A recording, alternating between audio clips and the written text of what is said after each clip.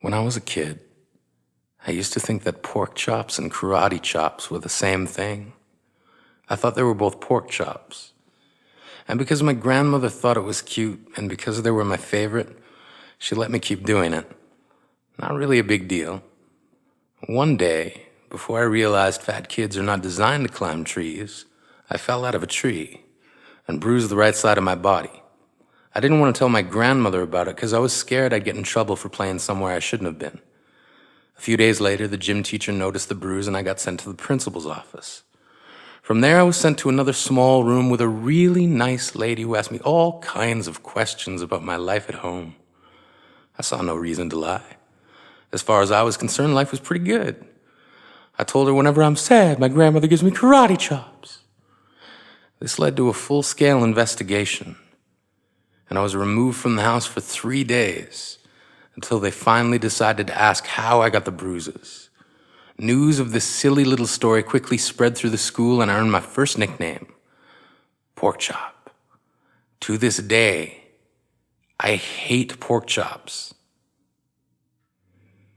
I'm not the only kid who grew up this way, surrounded by people who used to say that rhyme about sticks and stones. As if broken bones hurt more than the names we got called, and we got called them all. So we grew up believing no one would ever fall in love with us, that we'd be lonely forever, that we'd never meet someone to make us feel like the sun was something they built for us in their tool shed. So broken heartstrings bled the blues as we tried to empty ourselves so we would feel nothing. Don't tell me that hurts less than a broken bone. That an ingrown life is something surgeons can cut away, that there's no way for it to metastasize, it does. She was 8 years old. Our first day of grade 3 when she got called ugly. We both got moved to the back of class so we would stop getting bombarded by spitballs.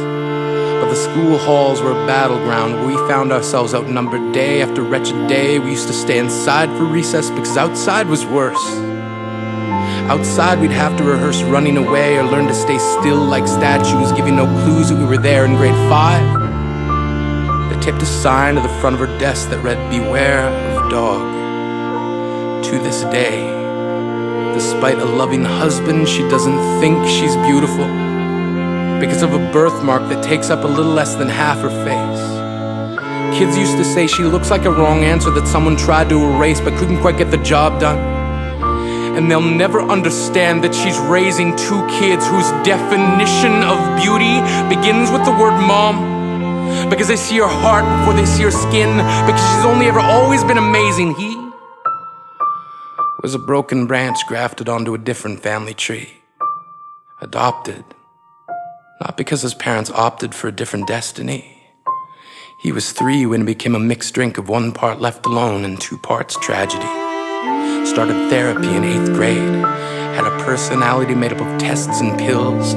Lived like the uphills were mountains and the downhills were cliffs. 4/5 suicidal, a tidal wave of antidepressants, and an adolescence being called pauper. 1 part because of the pills, 99 parts because of the cruelty. He tried to kill himself in grade 10 when a kid who could still go home to mom and dad had the audacity to tell him, "Get over it." As if depression is something that can be remedied by any of the contents found in a first aid kit. To this day, he is a stick of TNT lit from both ends. Could describe to you in detail the way the sky bends in the moments before it's about to fall. And despite an army of friends who all call him an inspiration, he remains a conversation piece between people who can't understand. Sometimes being drug-free has less to do with addiction and more to do with sanity. We weren't the only kids who grew up this way. To this day, kids are still being called names. The classics were "Hey stupid," "Hey spaz." Seems like every school has an arsenal of names getting updated every year. And if a kid breaks in a school and no one around chooses to hear, do they make a sound? Or they're just background noise from a soundtrack stuck on repeat when people say things like kids can be cruel? Every school was a big top circus tent, and the pecking order went from acrobats to lion tamers, from clowns to carnies. All of these miles ahead of who we were freaks. lobster-clawed boys and bearded ladies, oddities juggling depression and loneliness, playing solitaire, spinning the bottle, trying to kiss the wounded parts of ourselves and heal. But at night, while the others slept, we kept walking the tightrope. It was practice, and yes, some of us fell. But I want to tell them that all of this is just debris left over when we finally decide to smash all the things we thought we used to be.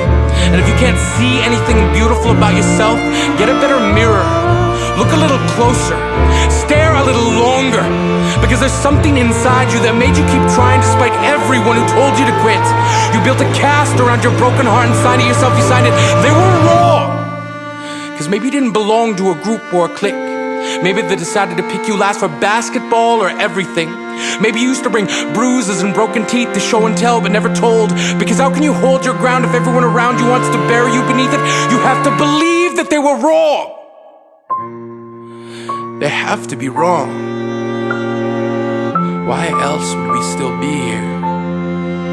We grew up learning to cheer on the underdog because we see ourselves in them. We stem from a root planted in the belief that we are not what we were called.